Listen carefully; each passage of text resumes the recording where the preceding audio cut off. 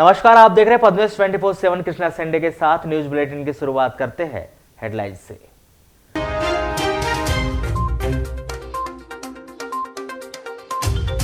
तालाब में नहाने के दौरान हुआ हादसा, गहरे पानी में जाने की वजह से 2 नाबालिग बच्चों की हुई मौत।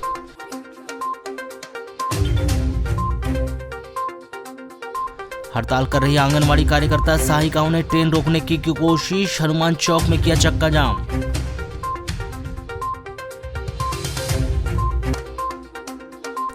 सोलह मार्च से आंदोलन कर रही आंगनवाड़ी कार्यकर्ता सहायिकाओं को कलेक्टर ने सुनाया फरमान, 2 दिन का दिया समय।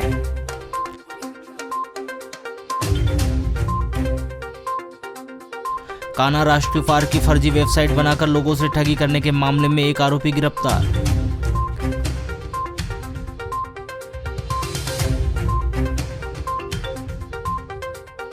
केंद्रीय विद्यालय भरवेली के बच्चों को नहीं लग रही गर्मी, दोपहर 2 बजे तक संचालित हो रहा स्कूल।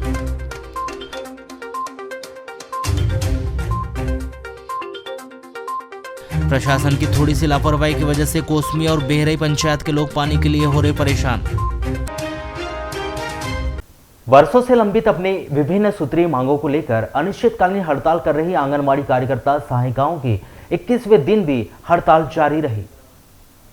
इस दौरान संगठन के द्वारा पूर्व घोषणा के अनुरूप रेल रोको आंदोलन करने की योजना बनाई। जहां अपने इस रेल रोको आंदोलन को मूल रूप देने के लिए गुरुवार को नगर के बस स्टैंड से एक रैली निकाली गई। यह रैली रानी अवंतीबाई चौक से कालीपुतली चौक, कॉलेज रोड से अंबेडकर चौक होते हुए सीधे हनुमान चौक पहुंची, जहां से आंदोलनकारी आंगनवाड़ी कार्यकर्ताओं सहायिकाएं रेलवे स्टेशन मार्ग की तरफ रेल रोकने के लिए जाना चाहती थी, लेकिन पुलिस के द्वारा की गई बैरिकेडिंग के चलते वे ऐसा नहीं कर पाई। जहां आंदोलनकारी महिलाओं को आगे रेलवे स्टेशन की तरफ ना जाने देने के चलते आंदोलन में शामिल महिलाएं नाराज हो गई। उन्होंने हनुमान चौक में ही चक्का जाम कर प्रदर्शन शुरू कर दिया। इस दौरान प्रदर्शनकारियों ने प्रदेश सरकार के खिलाफ जमकर नारेबाजी की। उन्होंने जल्द से जल्द उनकी समस्त मांगें पूरी किए जाने की गुहार लगाई। हनुमान चौक पर किए गए इस प्रदर्शन से चौक पर यातायात दबाव काफ़ी बढ़ गया और कुछ देर के लिए बालाघाट गोंदिया बालाघाट मार्ग कुछ देर के लिए प्रभावित नजर आया। इस बीच मौके पर उपस्थित वरिष्ठ अधिकारियों ने आंगनवाड़ी कार्यकर्ता सहायिकाओं को समझाइश देकर चक्का जाम खाली करवाया और उन्हें स्टेशन मार्ग रोड पर बैठने की समझाइश दी। जहां वरिष्ठ अधिकारियों की बात पर भरोसा कर कुछ महिलाएं मान गई और उन्होंने अपना चक्का जाम आंदोलन बंद कर दिया। लेकिन इस आंदोलन में शामिल कुछ महिलाएं इस समझाइश पर भी नहीं मानी, जो पुलिस को चकमा देते हुए गोंदिया मार्ग सरिका की तरफ से रेल रोको अभियान को सफल बनाने के लिए रेलवे स्टेशन जाने लगी। लेकिन पुलिस की सतर्कता के चलते आंदोलन से हटकर रेलवे स्टेशन की ओर रवाना हुई महिलाएं अपने मंसूबे पर कामयाब नहीं हो पाई और पुलिस ने उन्हें रेलवे स्टेशन पहुंचने के पूर्व ही रोक दिया, जिन्हें वापस आंदोलन स्थल लाया गया। आंगनवाड़ी कार्यकर्ताओं सहायिकाओं ने रेलवे स्टेशन मार्ग पर भी प्रदर्शन किया, लेकिन रेलवे स्टेशन परिसर में लगी पुलिस बैरिकेडिंग और रेलवे पुलिस बल और जिला पुलिस बल के द्वारा उन्हें रेलवे स्टेशन परिसर के भीतर घुसने नहीं दिया गया, जिसके चलते महिलाओं ने वहीं ज्ञापन सौंपते हुए पुलिस प्रशासन पर दबाव में काम करने की बात कही।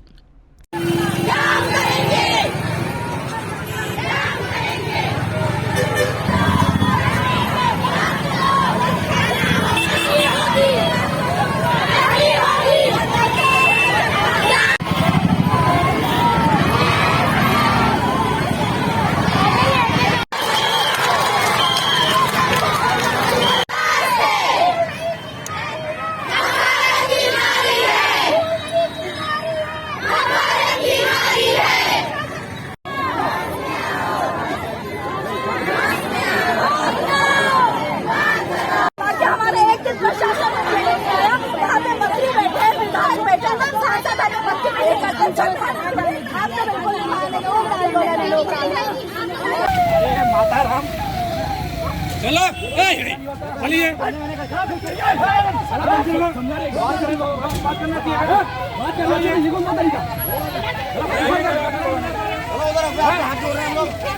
समझा रहे हैं, बात कर रहे हैं, समझा रहे हैं, और क्या चाहिए।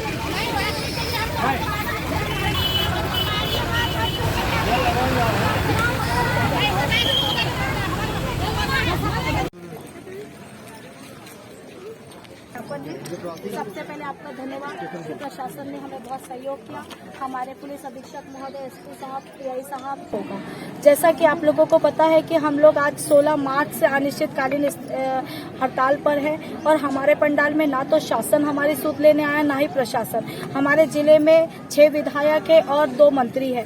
आज तक हमारे पंडालों में उन लोगों ने हमारी सूद नहीं ली कि आपकी मांग क्या है, जो कि हम लोग इतनी तेज धूप में तपतपी में बैठे और हम लोग बहुत परेशान हैं। इसलिए अब हम लोग ने सोच लिया है कि रोज हम ज्ञापन निवेदन कर रहे थे और अगर वो ज्ञापन और निवेदन से मान जाते तो हम लोगों को आज इतना उग्र आंदोलन नहीं करना पड़ता। फिर भी हम प्रशासन को चेतावनी दे रहे हैं कि अगर अभी भी हमारी जायज मांगों के ऊपर ध्यान नहीं दिया तो हम इससे बढ़कर उग्र आंदोलन करेंगे और भोपाल में तो इतना गंदा उग्र आंदोलन होगा कि लाखों की भीड़ हो जाए। जेल जाने तैयार है, जेल के दरवाजे खोलो, जेल भरो, आंदोलन नहीं करेंगे। चूँकि हमें कल सूचना मिली थी कि इस प्रकार से आंगनवाड़ी कार्यकर्ताओं द्वारा अपनी कोई 5 सूत्रीय मांग है जो कि प्रदेश स्तर पर कार्यक्रम चल रहा है, उसे पूरा करने के लिए इनका रेल रोको का कार्यक्रम रखा गया था।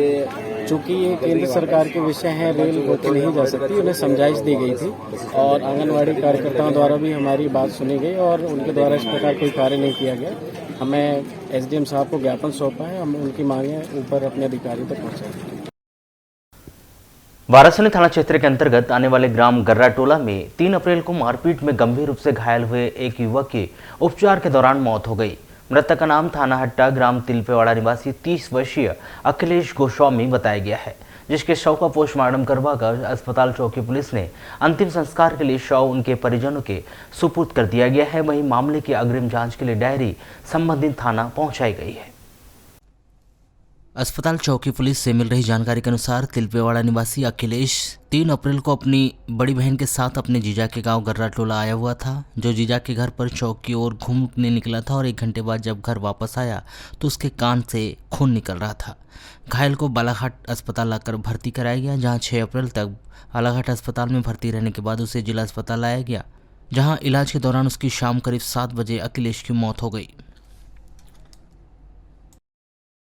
कान्हा नेशनल पार्क की फर्जी वेबसाइट बनाकर रिसोर्ट, सफारी सहित अन्य सेवाओं की ऑनलाइन बुकिंग करने के नाम पर लोगों से ऑनलाइन पैसों की ठगी करने वाले मामले में बैयर पुलिस ने जिला अनूपपुर से एक व्यक्ति को गिरफ्तार किया है। कान्हा नेशनल पार्क में फर्जी वेबसाइट बनाकर लोगों के साथ ठगी की बात स्वीकार की है।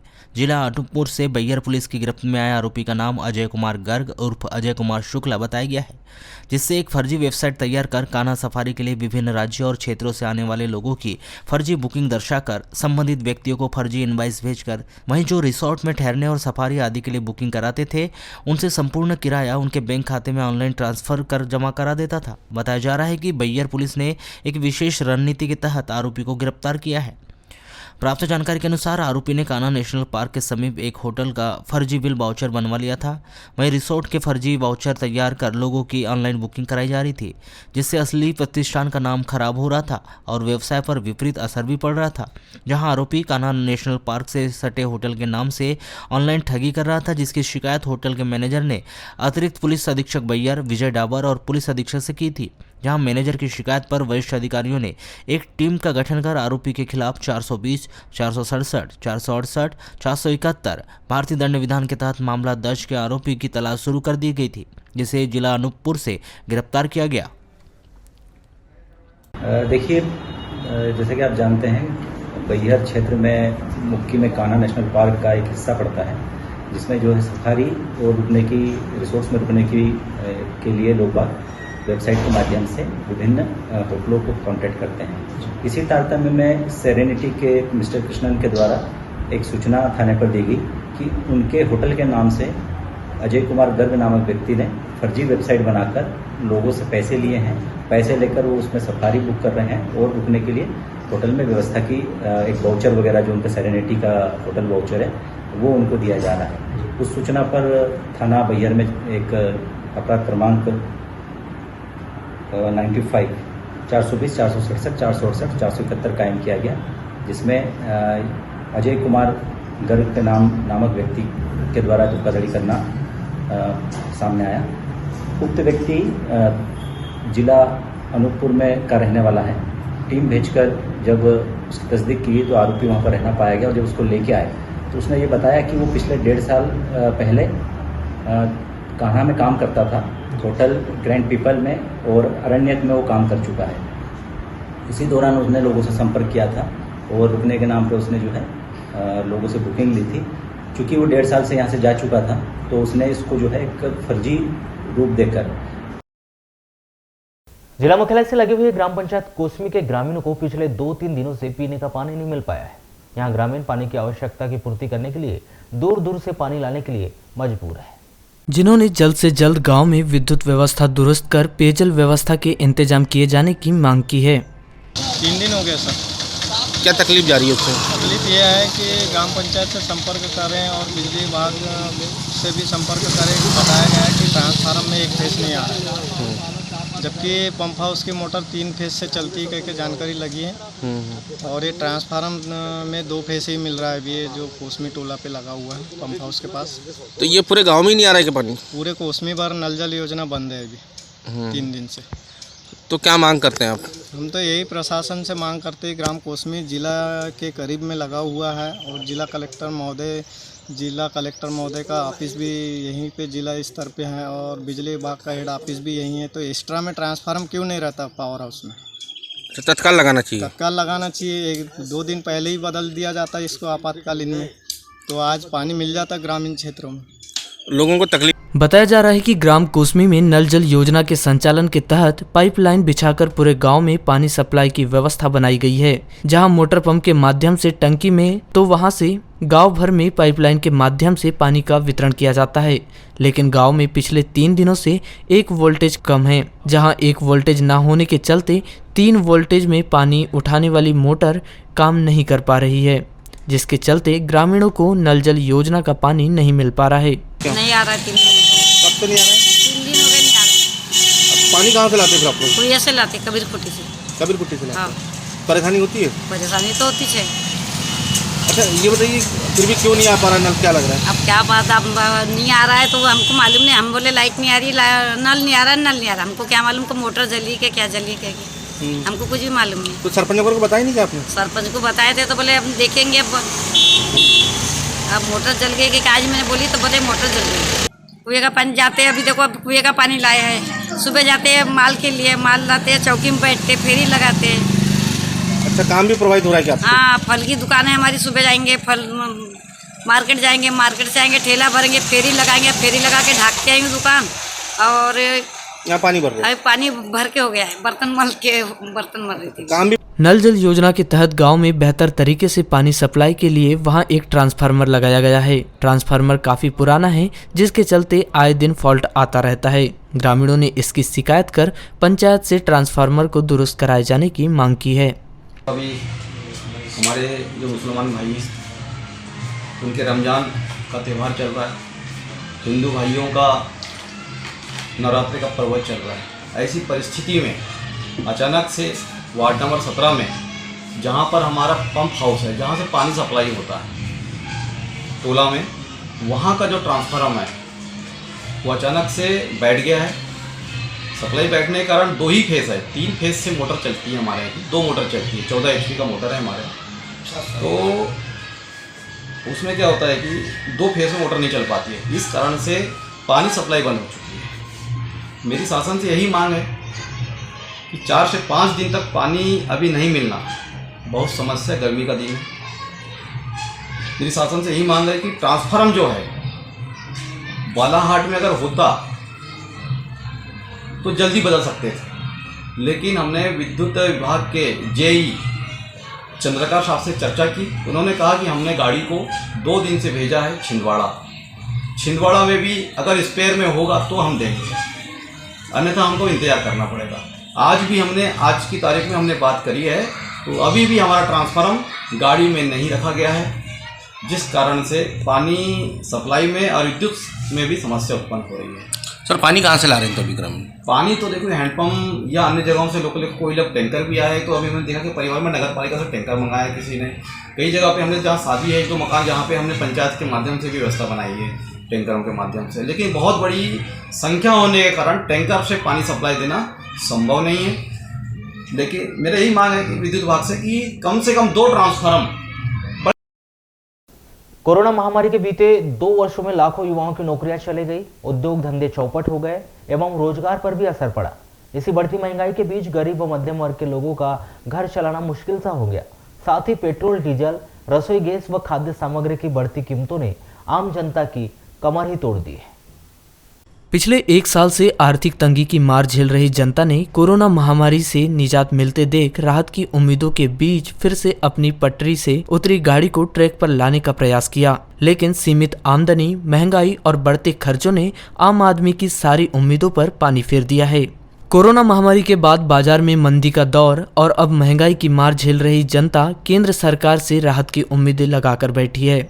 देश में 5 राज्यों में चुनाव संपन्न होने के बाद पेट्रोल, डीजल, रसोई गैस व तेल एवं अन्य खाद्य सामग्री के दामों में लगातार वृद्धि होती जा रही है और लालबर्रा मुख्यालय में 109 रुपये प्रति लीटर मिलने वाला पेट्रोल एक सप्ताह के अंदर 120 रुपये 11 पैसे प्रति लीटर पहुंच चुका है एवं डीजल 100 रुपये का शतक पार कर चुका है, जिससे 2 पहिया व 4 पहिया वाहन चालक खासे परेशान नजर आ रहे हैं। और महंगाई जिस तरह से बढ़ रही है उससे तो ऐसा लगता है कि महंगाई की महामारी आ गई है और महंगाई प्रतिदिन दुगनी होते जा रही है, परंतु आम आदमी की आमदनी जितनी की उतनी ही है। 21 रुपये 11 पैसे 120 रुपये 11 पैसे हैं और अभी प्रतिदिन 80 पैसे रोज बढ़ रहा है और महंगाई कम नहीं हो रही है और आदमी की आय कम है। जैसे मैं आज कोटवार हूँ, आज मेरी तनख्वाह 4,000 रुपये, लेकिन मैं कोई अगर काम कर रहा हूँ तो महीने में 400-500 हज़ार रुपये का पेट्रोल लगता है। जैसे अभी बालाघाट जा रहे हैं तो कितने का लग जाएगा पेट्रोल? मेरे को 120 रुपये का तो लग जाएगा 1 लीटर। तो ये अभी एक हफ्ते में कितने बढ़ गए रेट इसमें? एक हफ्ते में 10 से 12 रुपये। 10 से 12 रुपये। जैसा कि रेट बढ़ रहे हैं तो इससे किस तरह से दिक्कतें होती है आने जाने में? बहुत आम आदमी को बहुत तकलीफ है और रेट कम होना चाहिए। ये 120 रुपये पर लीटर हो गया, ये बहुत ही महंगा हो चुका है, जिससे आने जाने में बहुत तकलीफ हो रही है। इतनी महंगाई को देखते हुए सरकार को इसके रेट कम करना चाहिए। महंगाई हर व्यक्ति के लिए बहुत खतरनाक साबित हो चुकी है, जिससे आम जनता एवं आम पब्लिक को जीने के लिए दुर्लभ हो चुका है। जैसे बताइए कि जैसे पहले आप जैसे पेट्रोल डलवाते थे 50 रुपये का, तो फिर कितने दूरी तक तय कर, जैसे अभी बालाघाट जा रहे हैं तो कितने का पेट्रोल लग जाएगा आपको? अभी सर मुझे 200 रुपये का पेट्रोल लग जाएगा आने जाने में। और पहले क्या था? पहले 100 रुपये का पेट्रोल लगता था। जैसे अभी जो डीजल पेट्रोल जो चुनाव नहीं हुआ था तो डीजल 92 रुपये 75 पैसे कम से कम 4-5 महीने का एक ही रेट रहा, लेकिन अभी जब चुनाव ख़त्म हुआ तो सरकार ने दिन ब दिन 80 पैसे 85 पैसे रोज़ ब रोज़ डीजल और पेट्रोल का जो दाम बढ़ा रही है, उससे हम लोगों को बहुत ज़्यादा दिक्कत हो रही है, क्योंकि जो हम गाड़ियों में जो डीजल डाल रहे हैं, रोज़ का डीजल का रेट बढ़ रहा है। आज की कंडीशन में 7-8 रुपये के करीब रेट बढ़ चुका है, 8-9 रुपये के करीब में, तो उससे हम अपना रेट एकत्रित नहीं कर पा रहे हैं। इससे हमको बहुत दिक्कत हो रही है। हम अपना भाड़ा जो है सही ढंग से ले नहीं पा रहे हैं। रोज़ रोज़ हम भाड़ा बढ़ा नहीं सकते, क्योंकि जनता जो है उस चीज़ को एक्सेप्ट नहीं करती। तो आज की कंडीशन में जो सरकार ने रेट जो रोज़ रोज़ जो बढ़ा रही है, बिल्कुल गलत है। इनको रेट भली महीना 15 दिन में एक लेवल में बढ़ाना चाहिए, तो जिससे हम भी अपना कुछ वो कर सके। लेकिन अभी की कंडीशन में हमको कुछ भी समझ में नहीं आ रहा है कि हम करें तो क्या करें। हमारी आर्थिक स्थिति खराब हो रही है। और वो थाना परसवाड़ा के अंतर्गत वनांचल ग्राम लोटमारा में तालाब में नहाने गए 2 बच्चों की तालाब में डूबने से दर्दनाक मौत हो गई। जानकारी के अनुसार मृतिका बालिका का नाम अंचल यादव, पिता राजेंद्र यादव, उम्र 9 वर्ष तथा मृतक बालक पीयूष यादव, पिता दिनेश यादव, उम्र 8 वर्ष, निवासी लोटमारा बताया जा रहा है। मृतकों के परिजन चरणलाल यादव ने बताया कि रोजाना की तरह ही कुछ ग्राम के तकरीबन 5 बच्चे तालाब में नहाने के लिए ग्राम के उत्तर दिशा में बने शिकारी टाकी तालाब में नहाने गए हुए थे। तालाब में नहाने के दौरान नहाते नहाते ही एक बालक और एक बालिका पीयूष और अंचल गहरे पानी में चले गए, जिससे डूबकर उनकी मौत हो गई। तालाब में नहाने गए 3 बच्चों ने दोनों बालक बालिकाओं की तालाब में डूबने की सूचना परिजनों को दी, जिसके बाद मौके पर पहुंचे परिजनों ने स्वयं गहरे तालाब में उतरकर दोनों बालक बालिकाओं को बाहर निकाला। उक्त घटना की सूचना ग्राम के कोटवार ने तहसीलदार नितिन चौधरी को दी, जहां से पुलिस को सूचना मिली। सूचना से मौके पर पहुंची परसवाड़ा पुलिस की टीम ने पंचनामा कार्रवाई करते हुए मर्ग कायम किया। ग्राम लोटमारा में के तालाब में जो है लोटमारा ग्राम के 5 बच्चे नहाने गए थे।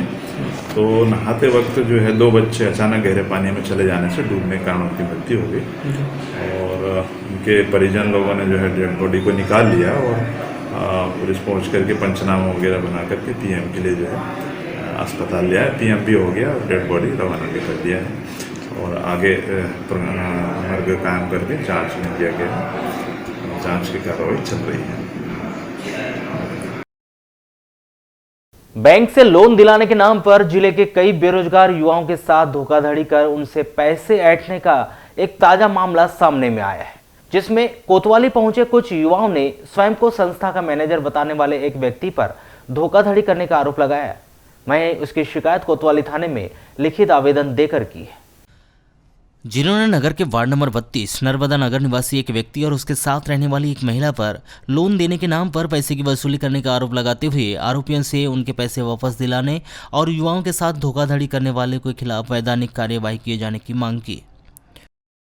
इसमें 25 लोगों ने कम से कम 3 लाख रुपए दिए, यानी जैसा लोन की अमाउंट रहती है, जैसा 3 लाख का था तो 10,000 रुपये, और ऐसे इसके मालूम है कई सारे हम देंगे, ऐसे कि मालूम है 10% पैसा देना, यानी हमारे महिला शक्ति कल्याण का नाम बालाघाट जिले में हमारा यह संस्था कलेक्टर के पास में रजिस्टर्ड है, ऐसा बताया जी इसने हमारे को। अच्छा, तो क्या कह के पैसे लेता था? लोन जी, लोन आप लोगों का अगर लोन कराऊंगा। नहीं तो लोन किस चीज का लोन है या ये कैसे संपर्क हुआ था आपसे इसका? ये जैसा मालूम है इनकी एक चाय की दुकान खोले थे जी, मालूम है इन्हें, तो वहाँ पे हमारा संपर्क हुआ था जी। तो भैया बोले हमारे पास एक योजना आई है, बोले महिला शक्ति कल्याण, तो मैं उसका मैनेजर हूँ बोला जी। कहाँ के रहने वाले हैं? ये बालाघाट नर्मदा नगर वार्ड नंबर 32। अच्छा, तो आपने कितने पैसे फिर दिए थे इनको? मैंने 10,000 रुपये दिया जी। तो मैंने जब राशि की मांग उसको परेशान करने लगा जी, तो मेरे को इसने 2,500 रुपये मालूम है, यानी 2,000 दिया जी, और 500 रुपये जैसा अकाउंट जो ये हो रहा था ना जी, तो उसमें डाला था जी 500 रुपये उधर से। और इनके साथ में एक मैडम भी है जी जो सिवनी में रहती है जी, वो मैडम का भी पता और एड्रेस नहीं दे रहा है जी। इस पूरे मामले को लेकर की गई औपचारिक चर्चा के दौरान कोतवाली थाना प्रभारी कमल सिंह गहलोत ने बताया कि कुछ युवकों ने आवेदन देकर उनके साथ धोखाधड़ी होने की शिकायत की है। आवेदन में युवकों ने जिस आरोपी का नाम बताया है उसे पूछताछ के लिए कोतवाली थाना लाया गया है, जिससे पूछताछ की जा रही है। उन्होंने आगे बताया कि अभी युवकों के आवेदन आ रहे हैं और मामले की जांच की जा रही है। यदि आरोप सत्य पाए जाते हैं तो फिर आरोपी के खिलाफ वैधानिक कार्रवाई की जाएगी। वहीं धोखाधड़ी के शिकार हुए युवाओं को उनका पैसा वापस दिलाया जाएगा।